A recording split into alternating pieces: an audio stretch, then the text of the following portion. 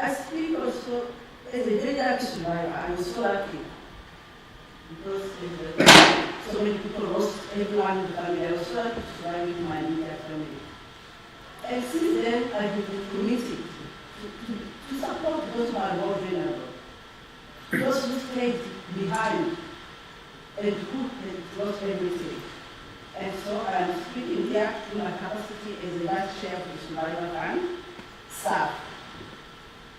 SAF is a very special UK charity established by many festivals in Rwanda and UK national, who returned to Rwanda in the early aftermath of the genocide to look for the family.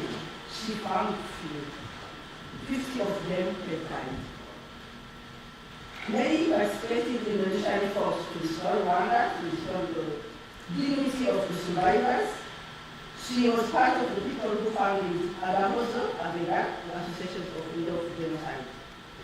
But after a few months and years, she returned to UK, and she joined SAF in 1997. Today, SAF continues to fulfill its original mission to help to rebuild the lives of survivors of the Rwanda genocide. And SAF couldn't do this on its own. It thanks to the generosity and commitment of British people. SAF has been able to support over 100,000 survivors through holistic programs focusing on so many different topics. We hope that we will be able to continue to do that. Some of the big supporter, we are grateful to DP and the Big Grocery Fund, and we are thankful for the amazing support of the Charity Advisory Trust and the Good Gift Project. We thank all those who have given donations, because there are so many supporters. We give small amount, but that small amount makes a difference. 20 years ago, survivors were dying away the team and being loved one, bagging the loved one. Self-help them. With memorial sites around the country, with food, shelter, healthcare. And 10 years ago, the British government responded to our call, and that was such an important call, to help women who had been raped and infected with HIV/AIDS. We made a program to provide anti-tubercular treatment. That was such an important really project. It resulted in thousands of lives saved. Starting in 2012, DP project in Southern and Northern Province is on one such program that has so far helped over 15,000 people. We foster self-reliance through the establishment of small business. You know, to be able to live your life, to do something for yourself, not just be given money to eat, but be given money to be able to do a project that gives you dignity again. That's the kind of project through the help of big donors, SAF has been able to do. I will not go through all the projects we have done because I am aware that we don't give them much money, but I will give an example. For example, the good gift is so good. It's a such innovative project. In addition to the export program, SAF has been the first to import donkeys in Rwanda, public solar cookers, and large straw waterproofing units in Rwanda through all that support, enabling survivors to farm more effectively and to be independent. And now, the young survivor population is particularly important. They represent the future. They are the future voice of peaceful and harmonious Rwanda. Some of the most vulnerable are children born of rape. Now, 19 years old. We start to help them with the education. Education is key. And to manage the trauma. How can they live with that trauma of being that they were born from the mothers who were raped through the genocide? And in partnership with Chase NGO and Foundation Rwanda, we support those ones to really be able to live their life. I will not talk about all the things we have done, but for example, Britain has never said to support 100,000 children over many years. We cannot thank you enough. We cannot thank you enough. My message this evening is that survivors still need you. We still need you. Many of those who are in Rwanda, who are so vulnerable. To build upon and complete the good work of the last 20 years. to ensure that Rwanda succeeds in its national building.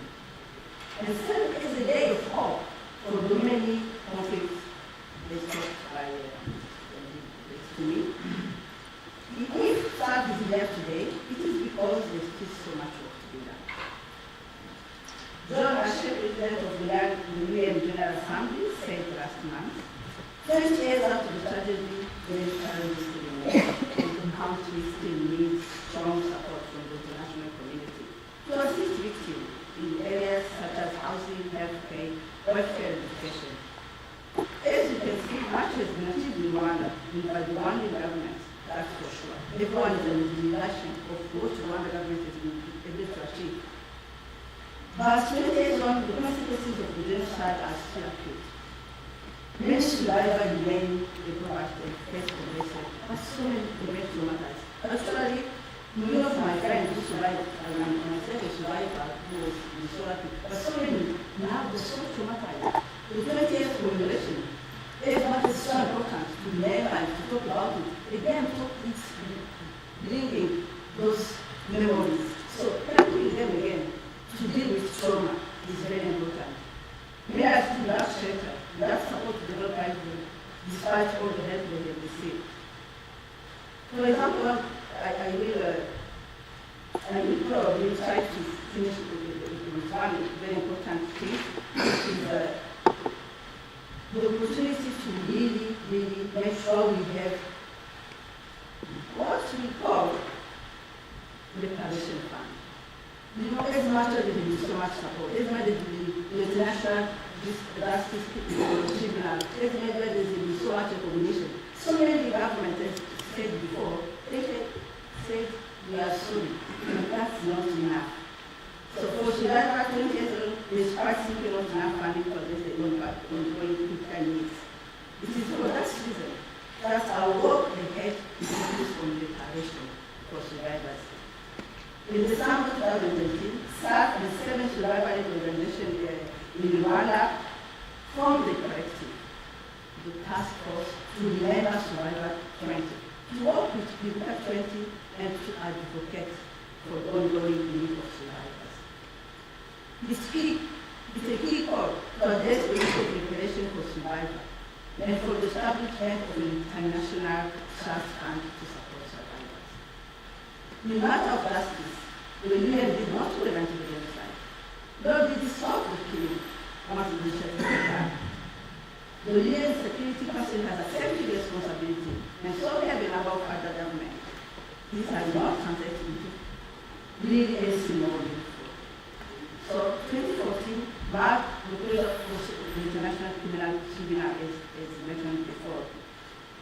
However, it is not mandate to our depression of victims, of cases, have been clearly agreed that crime will be committed, but there is no reparation. So now it's a unique opportunity to address the issue of reparation.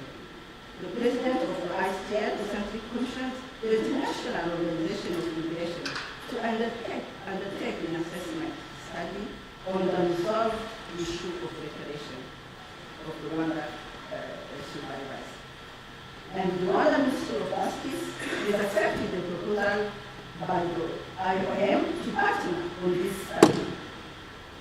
We hope that this report will be published by the end of this year.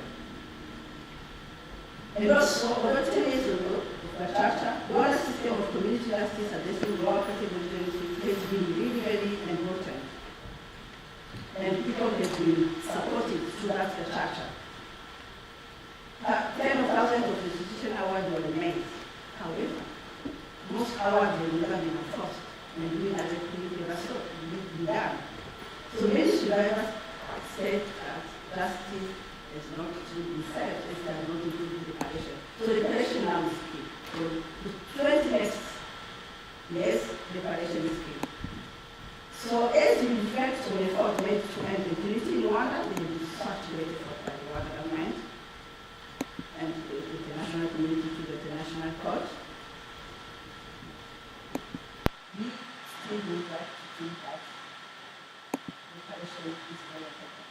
Of course, more than that, progress in setting up the viable reparation program in the international trust fund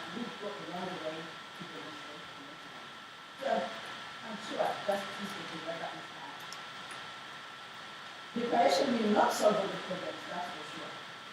But it will contribute to the self-reliance, to the self-esteem again that we are human beings. If reconciliation is still possible, it will be great. It is to other this end and to establish an international trust fund that serve with all the survivors, not organizations with this focusing on the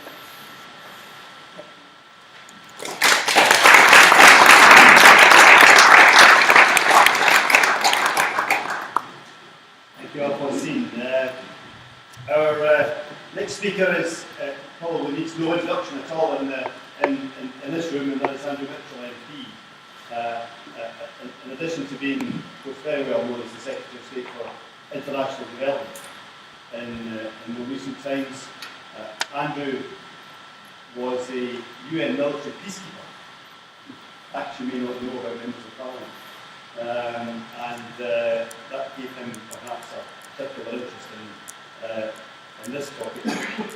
But before he was Secretary of State for International Development, he established the founder of Project Kwibuka, which has engaged a whole number of UK parliamentarians and others in practical initiatives in Rwanda and elsewhere now to take that feeling of support that there is today and make it practical, make a difference, supporting not just survivors, but the children and the communities in which they live. So we're delighted to have Andrew here this evening and ask him to say a few words. Well, Jack, thank you very much.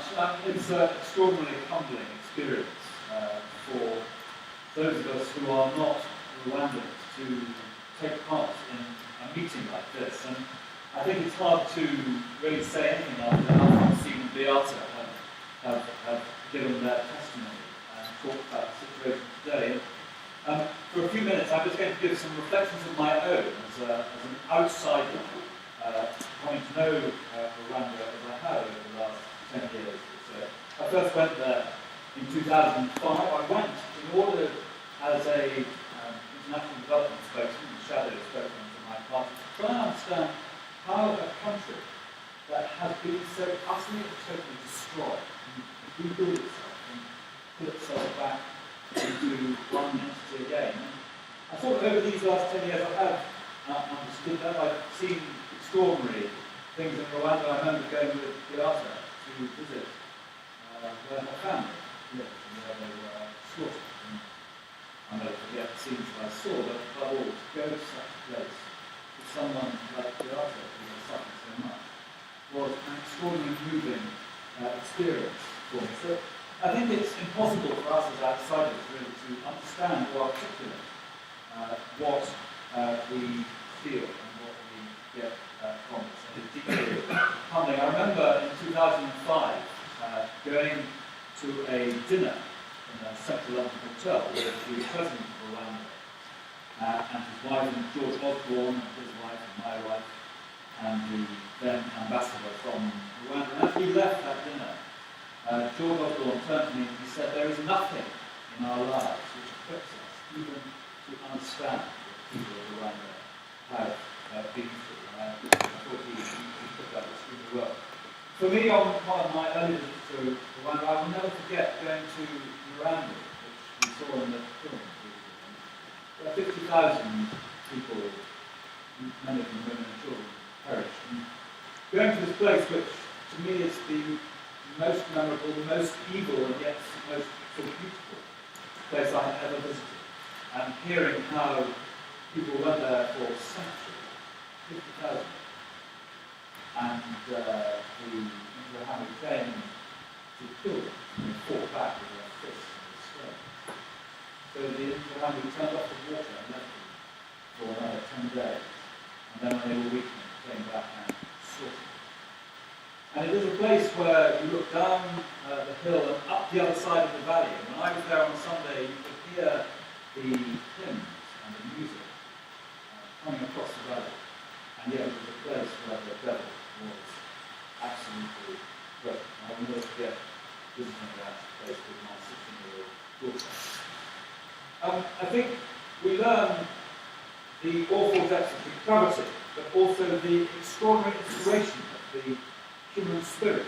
I had in my office as Secretary of State for International Development a postcard which I took from the memorial site which Aegis did so much to help present to the outside world. Incredibly moving. A picture of Sifa, this very elderly Hutu lady, who had hidden 40 Tutsi children, and who went into a hamlet, came and banged on the door. She stood in the way, her great age, and refused to let them in. She faced them down with the force of her personality. Incredibly moving.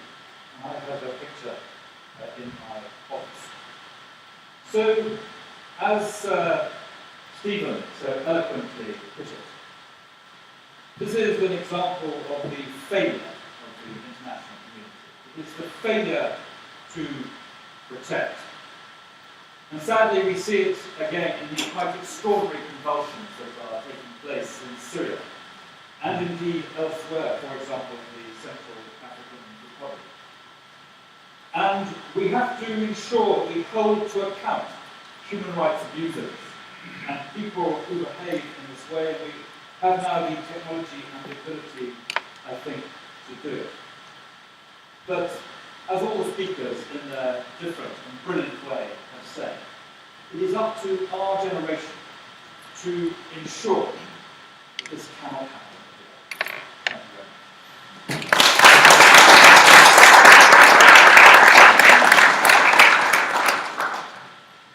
Thank you very much, Andrew. I have a similar memory of visiting a church where the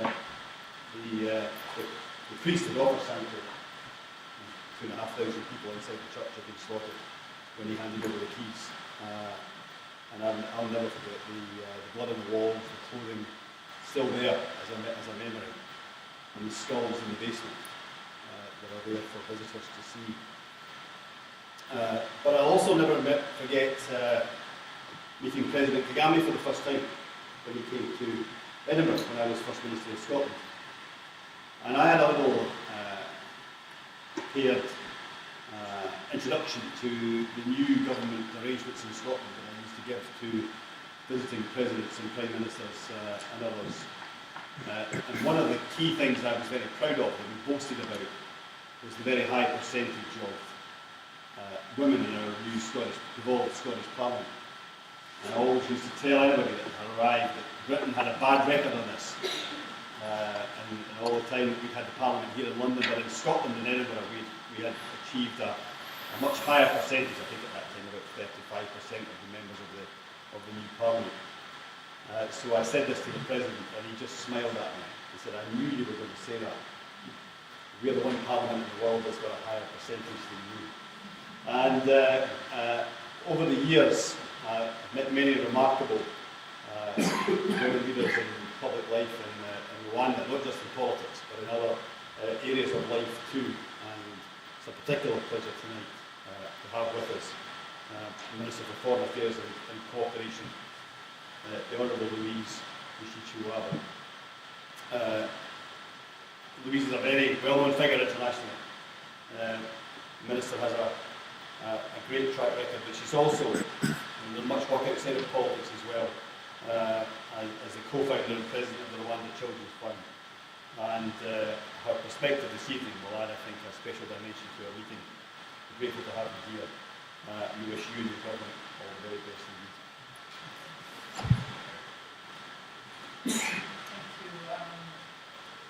Thank you very much for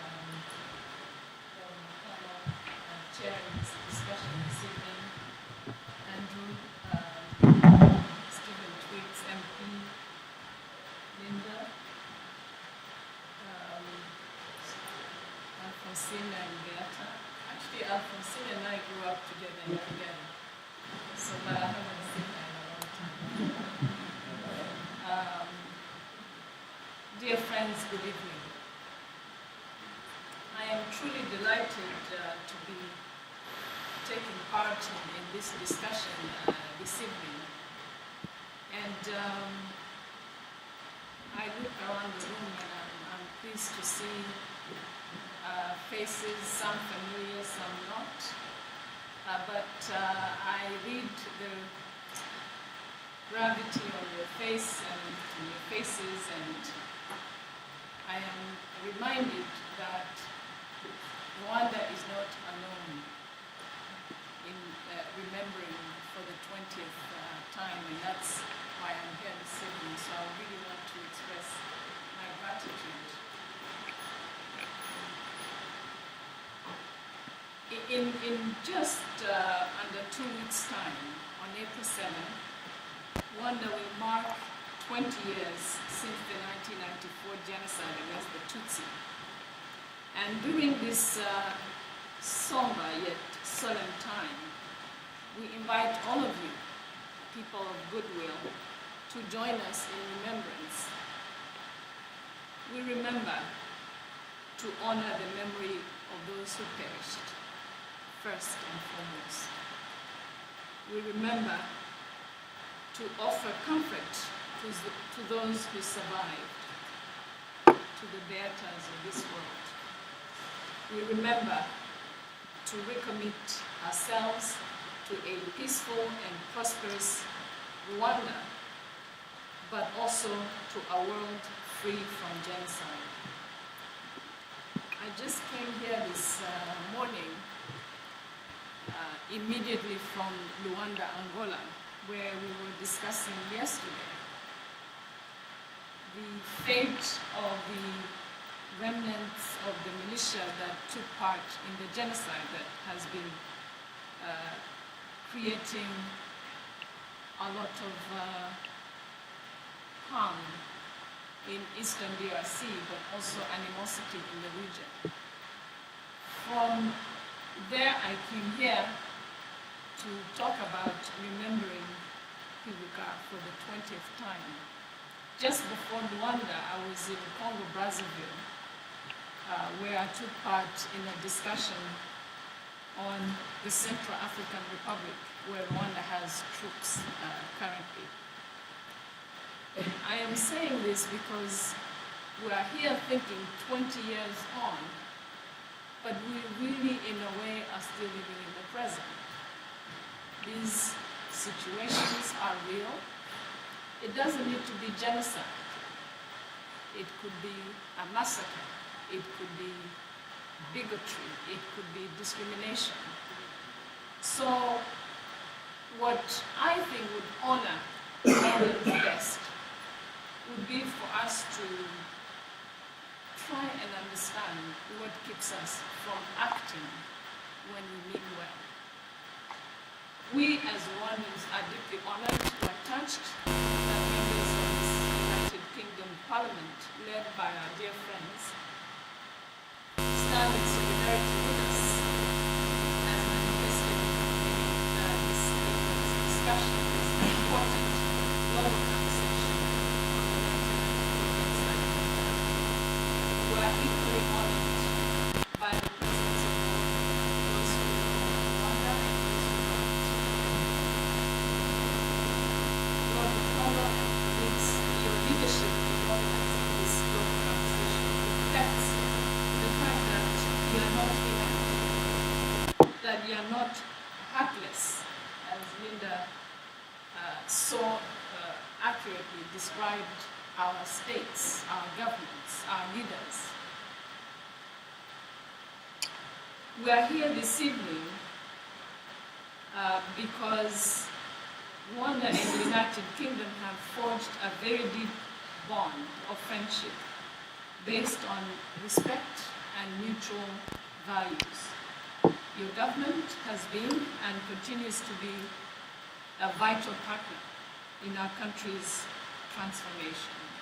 As it happens, Rwanda currently sits along the United Kingdom on the United Nations Security Council. And typically, more often than not, we find ourselves in agreement on important security matters that come before us. Rwanda is also the youngest, but quite active member of the Commonwealth. And there also we find common ground. So I am amongst friends tonight. Lords, ladies, and gentlemen, In the life of a country, 20 years is nothing. Certainly for survivors, the events of 1994 often feel like yesterday, as Beata mentioned. And yet, in today's hectic, media-saturated environment, there is a real danger that we might not take the full measure of the genocide against the Tutsi, and that with time, the picture in the world's collective memory could become blurry. Together, we must not let it happen. There are also those who might find it easier to forget. There are some who want us to turn away or accept some altered version of history. It tends to happen a lot with genocides. That attempts to establish false moral equivalency by indicting victims and finding excuses for perpetrators. It's not unique to Rwanda. These calls, once on the fringe, especially today with social media, amplify their voices and distort public debate. So as we remember for the 20th time, let us recenter the debate to preserve our common humanity. Therefore, we must work tirelessly against these forces, and we must take care not to lose sight of the most important aspect of our discussion, and that is to preserve human life. We owe it to victims and survivors to reckon truthfully with the past, and we owe it to ourselves as well as responsible human beings, some of us as leaders. We should not lose the perspective that the genocide against the Tutsi was a crime against all humanity.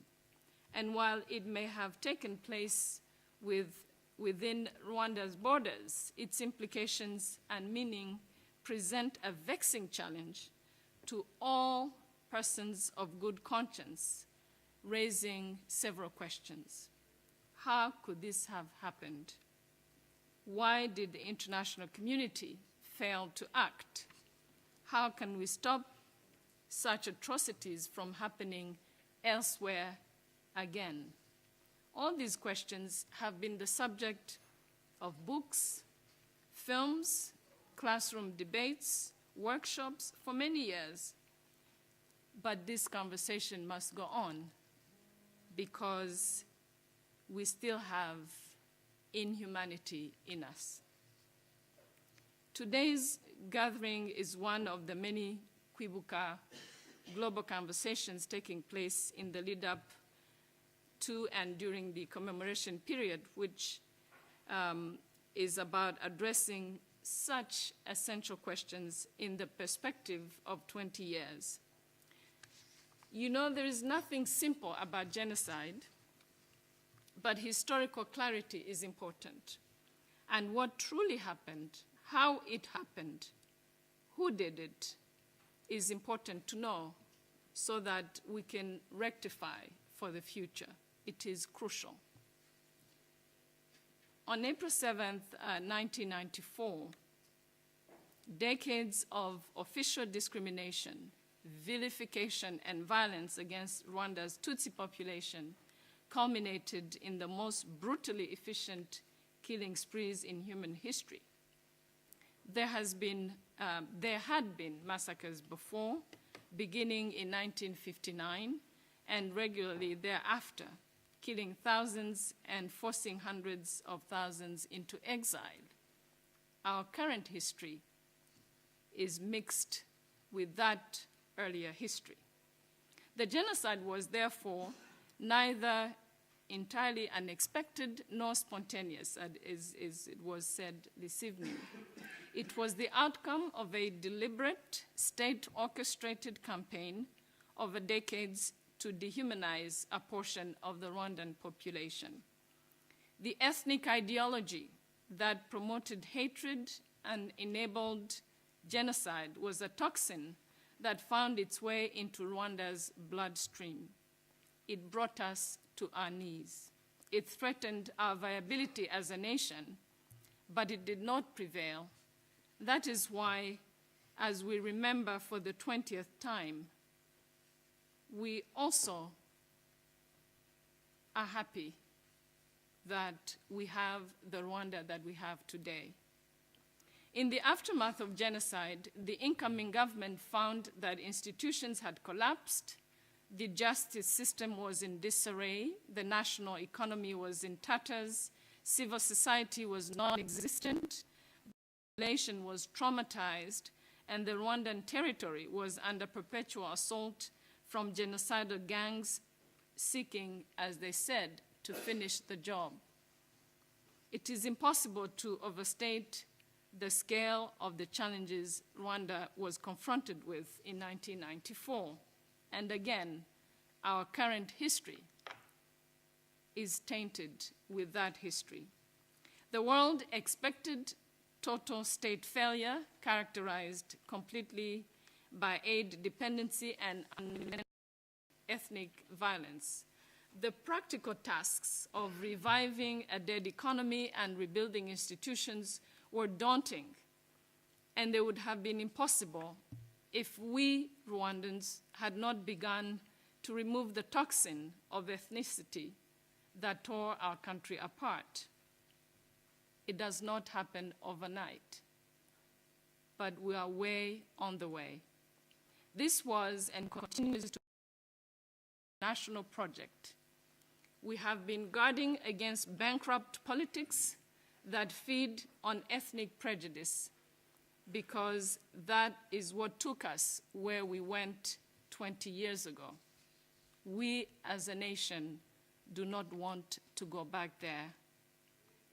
Genocide is too big a word and too scary a concept. As I said, we might find it easier to start with warning signs of hatred, of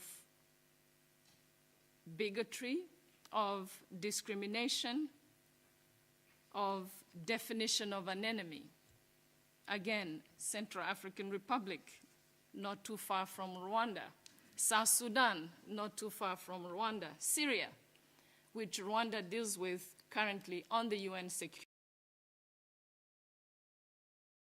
joint contribution to bringing peace and unity to the people of those faraway places.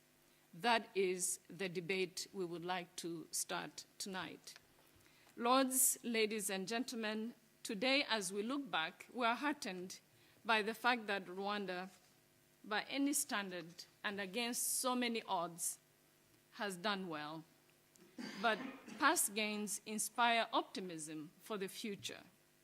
Yet, we still have a very long way to go, not just as Rwanda, but also as a global community. That is a common challenge I place before you this evening. And as we remember, we rededicate ourselves to unite more and to renew ourselves and our faith in our quest to preserve our common humanity. We count on your solidarity and wise counsel today and tomorrow as we continue on what has been a most extraordinary journey for all Rwandans. And I thank you for listening to me.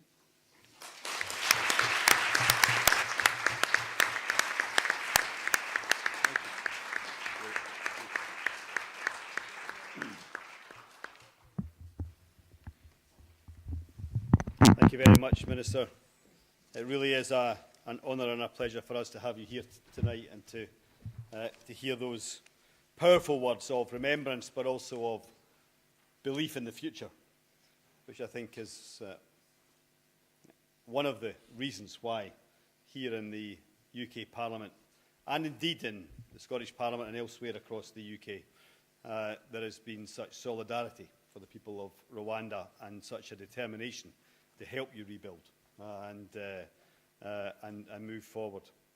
We fortunately have some time for contributions from those of you who've come this evening.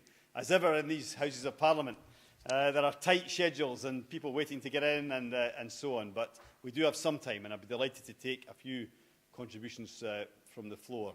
If people could keep them as brief as possible, then we'll have as many people as possible have that opportunity. But we do need to leave the room by 7 o'clock, so it's going to be slightly tight for to time. Why don't I start at the back and move forward? So this fellow here with the beard, lady at the end of this row, and this fellow here in the front row. Thank you very much to all the panelists for their excellent talks. Very humbling, particularly for Rwanda colleagues. My name is James Crane, and I work for UNA UK, where I head up peace and security programs. One of those programs is specifically looking at R2P and trust information. And on the back of that, I've got two questions. The first question is to Stephen Twigg, Andrew Mitchell, and Lord Connell. Andrew Mitchell stated that it's up to our generation that this cannot happen, and ensure this does not happen again. R2P has become entrenched intellectually since 2001 and was reinforced in 2005 at the World Summit.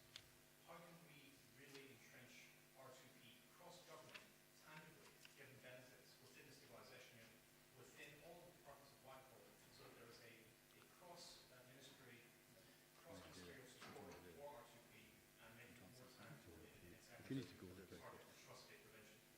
The second question is to Minister Kwibuka. Thank you very much again for your comments. I know Rwanda very well. I did my PhD on Rwanda. I used to live in Ruhengeri, and if anyone knows Ruhengeri, they know what a beautiful part of the world it is. My question to you is, your country has come through significant challenges over the last 20 years. Looking ahead to the next 20 years, how do you think your country is going to balance opening up the country politically with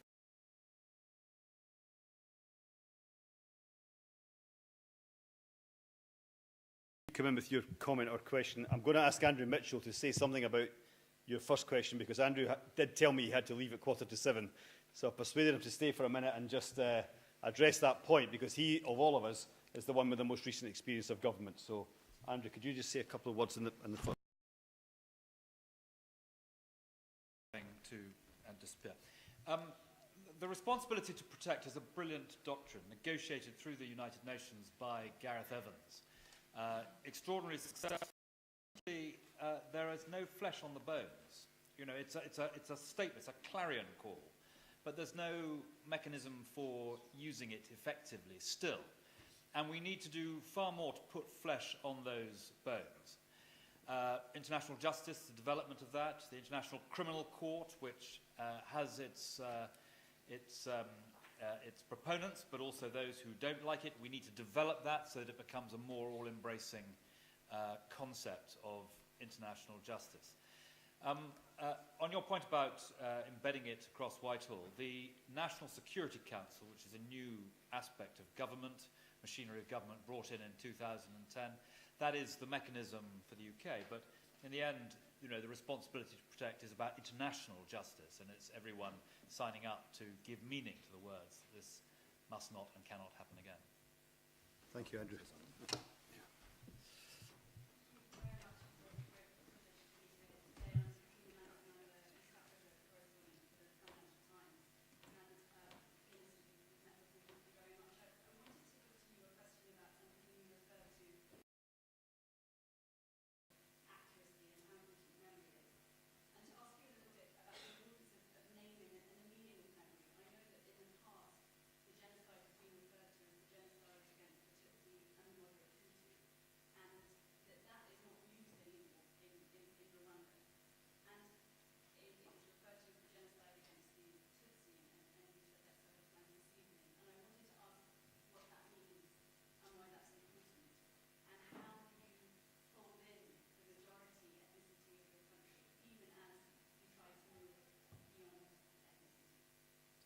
Thank you very much.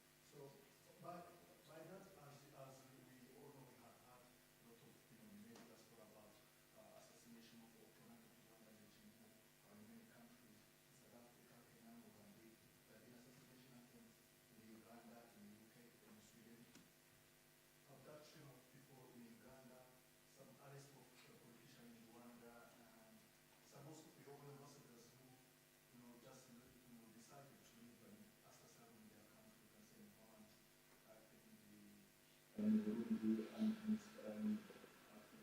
Switzerland. So my question is, for the next 20 years, are we hoping to get better news from Rwanda for these values and and somehow say something about Rwanda, something is not going well? Of course, there's something, some positive we should recognize.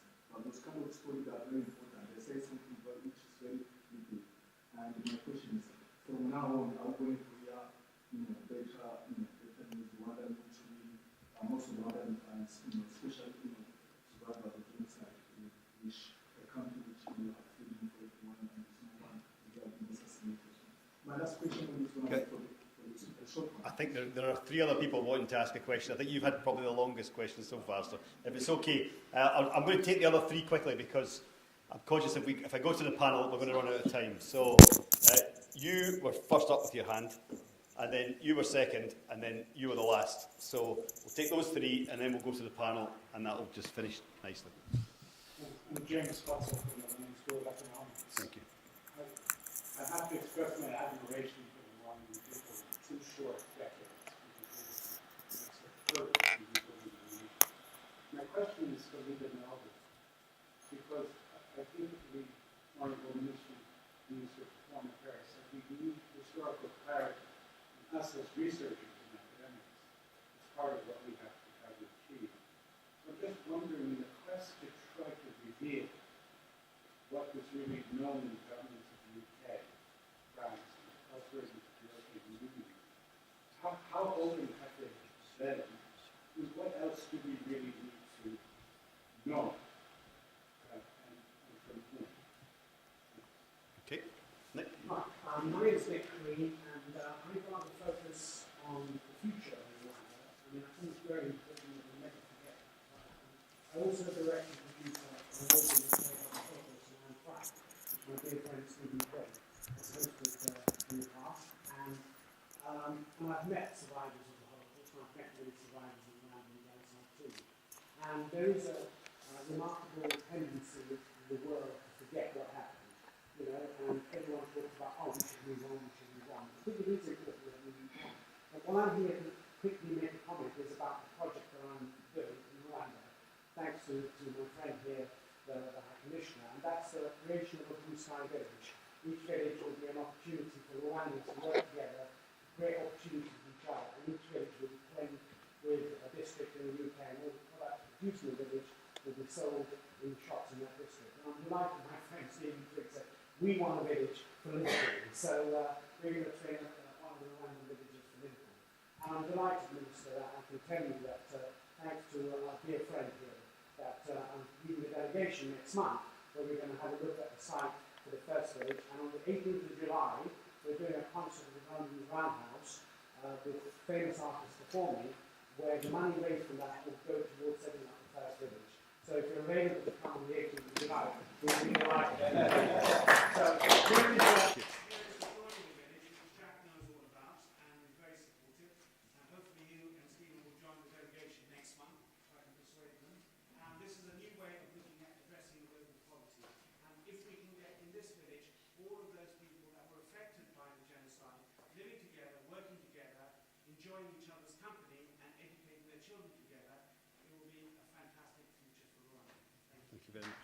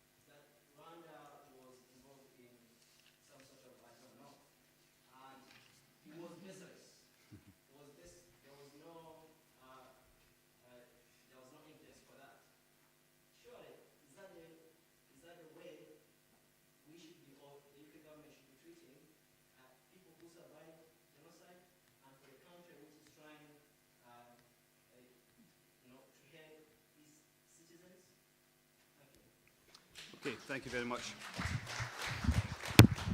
Thank you very much. We're doing really well for time here, so I'm going to I'm going to ask Stephen and Linda to address the questions that were put to them first, so that we can have as the last contribution from the panel the Minister again on the issue, on the specific issue of aid. Unfortunately, we don't have a government representative here this evening, but what I can say, if I'll try and be as honest as possible, is there are divided opinions on this in both the House of Commons and in the House of Lords. So I don't want to misrepresent those colleagues who support, for whatever reason, the action that the government took. I'm on the other side of the argument, and I and some other members of our all-party group continue to challenge the government on this decision, and we will continue to do so, because we think that partnership between the UK and Rwanda is important. We believe aid is not the long-term solution, but the government of Rwanda does not believe that aid is the long-term solution. It believes in an independent Rwanda standing on its own feet. And our job, I think, in the global north is to try and help them get there. So some of us believe that, still believe it, and we'll keep making that argument. But Stephen, perhaps you could address some of the other points that have been made. Thanks, Jack. Firstly, on that, I want to echo what Jack has just said, and I think we've got two different all-party parliamentary groups, one that works on the Great Lakes and ours which works on genocide prevention, but we work together, and I think what we have in common is we are friends of the people of Rwanda. And I think when you're a friend of a country, then that is about standing up for that country, but sometimes it's also recognising that governments don't always get things right, and if we feel that the government in Rwanda gets something wrong, in a friendly but candid way, we will express that. But in terms of what Jack said in response to the question, I agree with the answer that Jack gave. I think the only other specific question that was aimed at me was the first one from James from UNA. I agree with the answer that Andrew Mitchell gave in terms of the challenges on responsibility to protect and how we can make that work in terms of the machinery of government. I'd make two other observations. One is, clearly it is about making it work here, but it's also about making it work in other countries as well. And one of the things that the Aegis Trust is going to work with the all-party group on is building a global parliamentary network on genocide prevention, so that the kind of all-party group that we have here and that they have in Canada can be developed in other countries, including in African countries. I think that's going to be a very important component of our work in taking R2P forward. And secondly, we have to recognise the reality of how challenging this debate is in this country, partly because of what happened in Iraq. And some of the issues around R2P are clouded by what happened in Iraq. And I think it's very important for all of us, particularly now as we remember Rwanda, we remind the British audience that whilst, yes, a price was paid from the intervention in Iraq, a very big price was paid for the non-intervention in Rwanda. And we mustn't allow the errors of Iraq to cloud this debate, because actually we do not want to see again Rwanda, Cambodia, the Holocaust. And that voice doesn't always, it's been heard in this room, but that voice doesn't always get heard in those debates in this country. And I hope on a cross-party basis we can make sure that voice is heard more clearly in future. Thank you very much. Linda. Dr. Putzel from the NSE. None of the decision makers really has been held accountable. We know very little about the decision making, even less on the intelligence on which those decisions were based. I think of France, the Africa unit in the Élysée Palace, presidency of François Mitterrand, complicit in the genocide, having armed, having helped to train intra-Hanway militia. The more one looks at the role of France, the more unbelievable it becomes, and yet no documents, very few documents have been released. Belgium, the decision to withdraw immediately, no explanation given, although Belgium did in fact, I think, have the best investigation, the Belgian Senate investigation, which is the best, although very few details about decision making. The UK, the first government in the Security Council to call for the withdrawal of the peacekeepers. How could that be? How could that be? The US, no inquiry at all, no congressional hearings into the decision making. Why the plan to withdraw US citizens on the afternoon of April the 6th, even before the assassination of Habyarimana. I still work full-time on this, and what it bothers me greatly at the moment is this campaign of genocide denial that has even crept into the US Holocaust Memorial Museum website. And unless these documents are released, unless we have proper information in the next 20 years, then this campaign of denial will only strengthen. There's an awful lot more work to be done.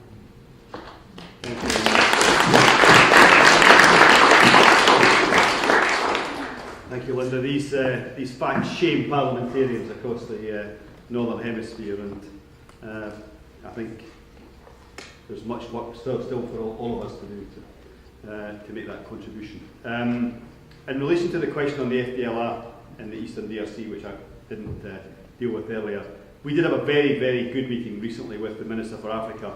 This is one issue on which our APPG and the government here are at one. And the Minister assured us in no uncertain terms that both he and his officials in the Foreign Office have been very clear in the discussions with the ICGLR and with the others involved in the peace process in the region at the moment and in the Eastern DRC, that it is vitally important for the intervention brigade, the regional intervention brigade in the Eastern DRC at the moment, to pursue those who are still organised under the banner of the FDLR in parts of the country there. So the UK government has been very firm on this issue and continues to push for international and national action on that, and we have been reassured on that in recent weeks. Minister, can I ask you to deal with the other questions that have been raised? Thank you again for your presence, and we look forward to hearing what you have to say in response to these important questions. Thank you. Thank you very much. If I can perhaps begin with further commenting on Linda's comment on politicians being held accountable for not doing what they were supposed to do to stop genocide. I think perhaps in my experience as foreign minister and work on the Security Council, the average person needs to understand that international politics is about interest. It's not about humanity. But we still believe that we are human beings. We care about our brothers and our neighbors, and therefore it's a big struggle. It's not as simple as you think. When countries, especially those countries that have the last word, decide to act, it happens. When they decide not to act, they even discourage those who are willing to act. So that's just the reality of the politics we live with.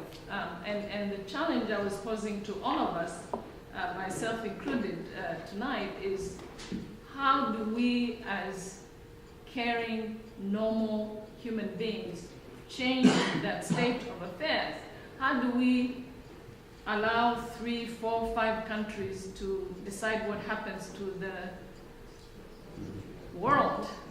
That's really a challenge. In the case of Rwanda, I think what Linda was probably less diplomatic than me to say was that not only did those who acted to put the lives of Rwandans in danger were not held accountable. In fact, many of them were promoted. Some became Secretary Generals of the United Nations, from directors of peacekeeping. They were even given Nobel Peace Prizes. Some went from ambassadors to Secretary of State. It is mind-boggling. But again, that's the world we live in, and that's the reality we have to refuse as people who want to send the right signal. The question of, if I can also comment just very briefly on responsibility to protect, and yes, the bigger issues that concern the bigger countries such as Syria, Iran, and so forth are usually what decides what happens or doesn't happen in terms of responsibility to protect. But I think, honestly, that if we do not want to intervene in country A because of the interest of big nations, we should not discourage other countries from doing what they can,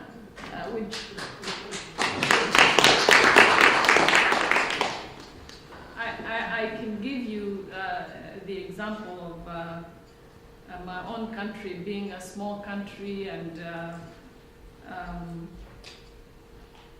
sitting on the Security Council at a very interesting time with so much conflict around the world. I think in 1.5 years I've gotten a PhD in world affairs just by watching the Security Council. So until the people we lead, until those who are not in New York and in this house understand what their politicians are doing or not doing and demand accountability, it will be very difficult to change how leaders of this world act. So in terms of responsibility to protect, just because every situation is different, say we do not want to intervene in Libya, fine, but can those who feel like they can intervene do it? Which was the position of my government when we were on the Peace and Security Council of the African Union. We were, as a nation, very, very clear about Libya and what should happen with Gaddafi, and that is to remove him from having the means of the state to harm his own citizens. We don't believe as a nation that went through genocide that leaders who are predators of their own people have legitimacy. So, but it was difficult because so many other countries, including our own friends, were not of the same view.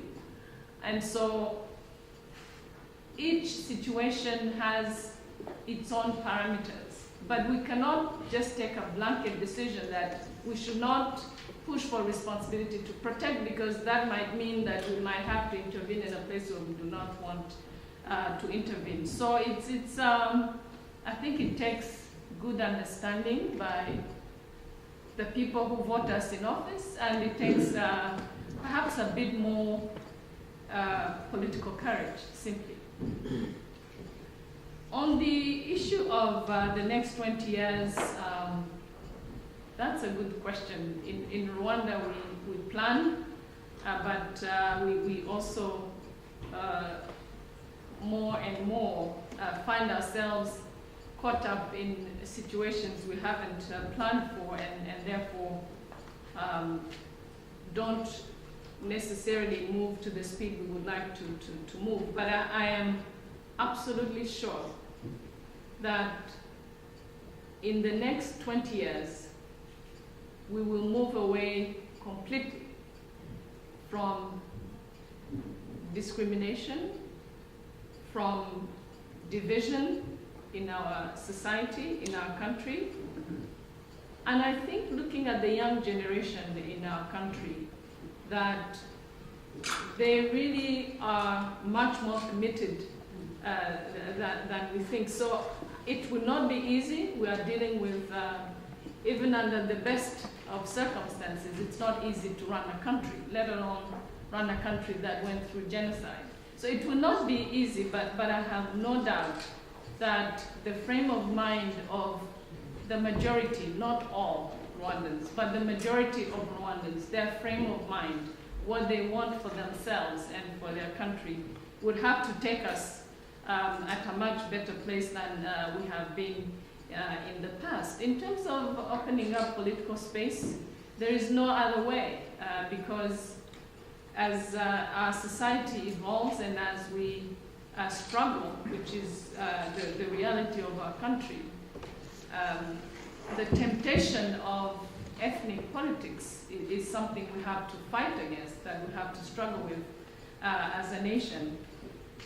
Fighting revisionism will have to take more than Rwandans. I think most of the revisionists we see about the Rwandan genocide probably are outside Rwanda, including in our own region.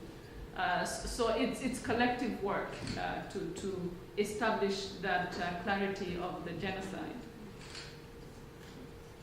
The genocide against the Tutsi or the genocide against the Tutsi and the moderate Hutus and anybody else who went against the plan to exterminate, it's a bit too long, but in our mind, there is no question that it was not just Tutsis who were killed. In fact, some of the first victims were Hutu who opposed the genocide. The then Prime Minister, Agathe Uwiringiyimana, many other politicians who were against the plan of extermination were killed. So there is total clarity in our mind as far as Rwanda is concerned. It's like the Holocaust. When we say the Holocaust, we know there were other groups that were also targeted.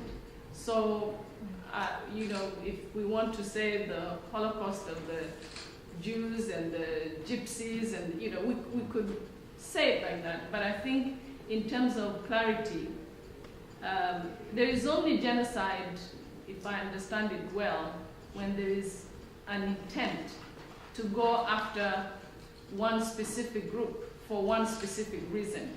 So that's why we, with different reflections and discussions, including in our own parliament, it evolved from the genocide of the Tutsi and the moderate Hutus and those who were, so we kind of agree that as a nation, when we say the genocide of the Tutsi, it is the Tutsi that were targeted.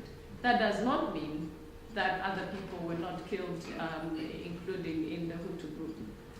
So for me and my government, there is no debate because we understand exactly what happened and we have documented what has happened.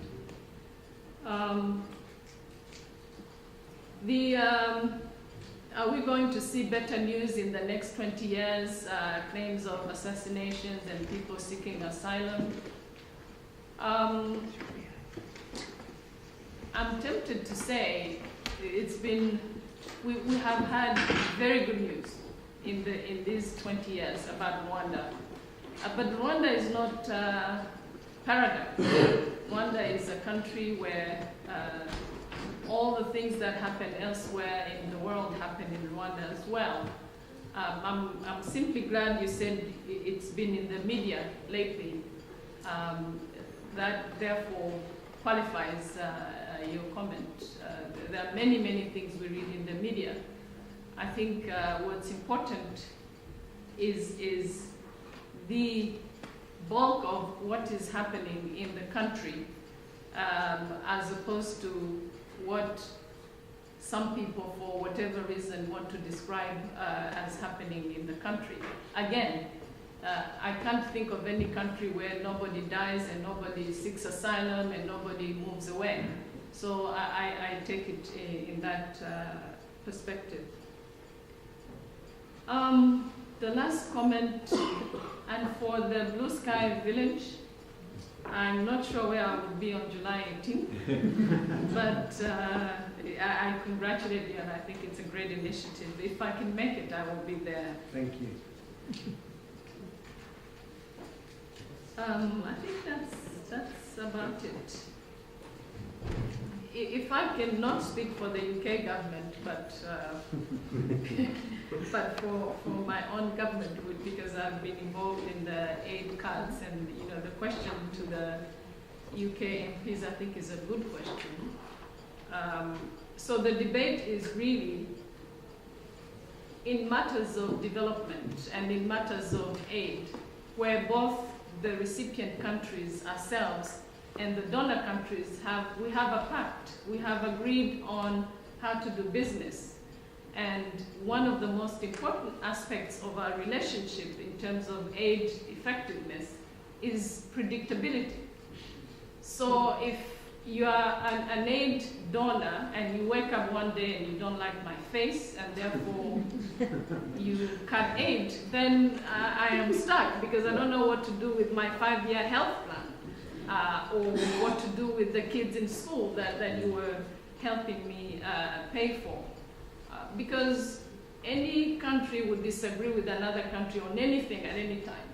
So I think it's really important to go back to what we have agreed, the donors and the recipients.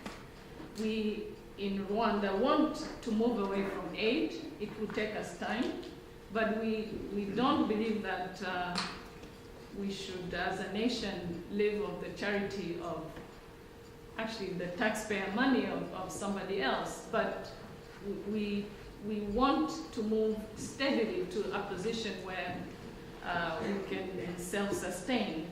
And for us to get there, we need to be able to predict how we're going to use the money, and in return, we give you full accountability, and we evaluate together how we have spent the money. And I can say with full confidence that Rwanda has been, in the last 20 years, a very efficient user of aid. We can account for every single penny we have used for different programs, and I think the citizens of the UK should be proud that their country has made a difference in improving the lives of so many Rwandans.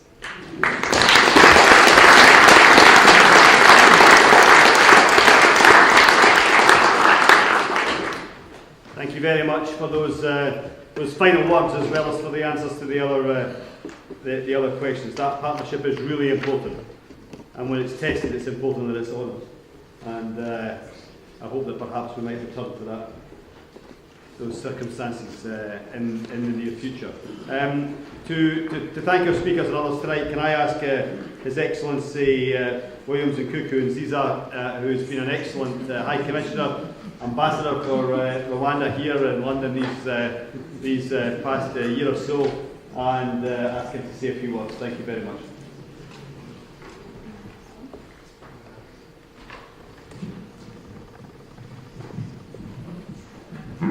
Thank you, my friend Jack.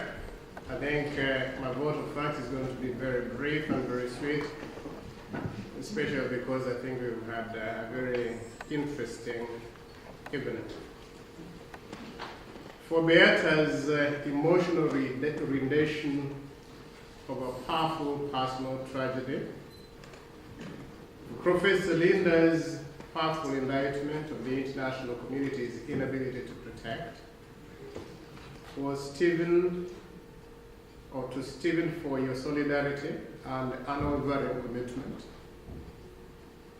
to genocide prevention around the world, to Alphonsine and your tale of humanism, particularly with regard to self-intervention and assistance to survivors in Rwanda, in absentia to Andrew Mitchell for his incredibly moving story of his personal experience of Rwanda's tragedy and triumphs. Of course, to our Honorable Minister for having traveled from Rwanda non-stop to be with us here today, and for her instructive lessons in Rwanda's history, and her call on the world community to exercise great care and responsibility in ensuring that another Rwanda does not happen. and for Lord, to Lord McConnell for your friendship, your solidarity, and your able leadership over the discussions this evening. I'd like to thank you all. And most importantly, I'd like to thank all of you guests who responded to our call, who sat here from 5 o'clock, who listened and who made a contribution. Our desire would be that as you move from here, perhaps you try and share some of the lessons, some of the ideas that you have gathered here, particularly with the focus on a greater international response to acts that threaten human lives around the world and leading up to genocide.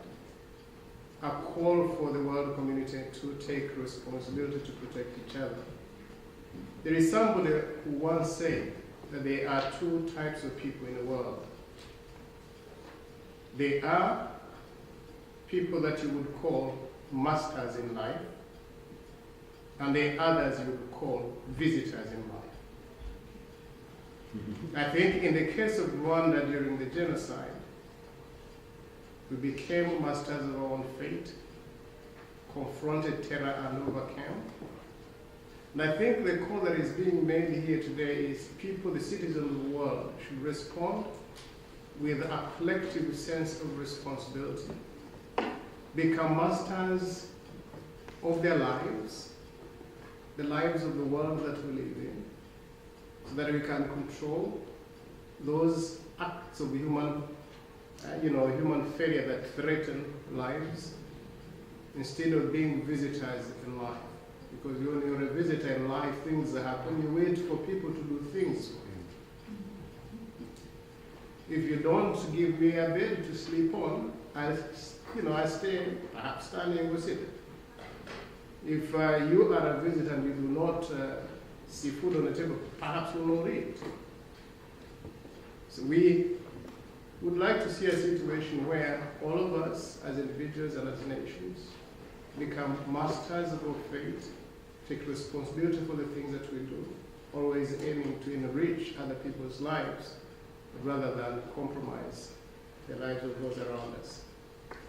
Once again, I'd like to thank all of you, particularly to thank the Honourable Minister for having made this odious journey from Rwanda to London to be with us today. I thank you so much.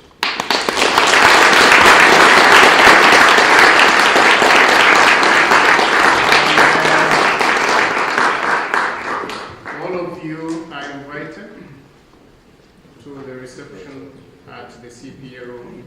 There will be people that will guide you. Thank you so much.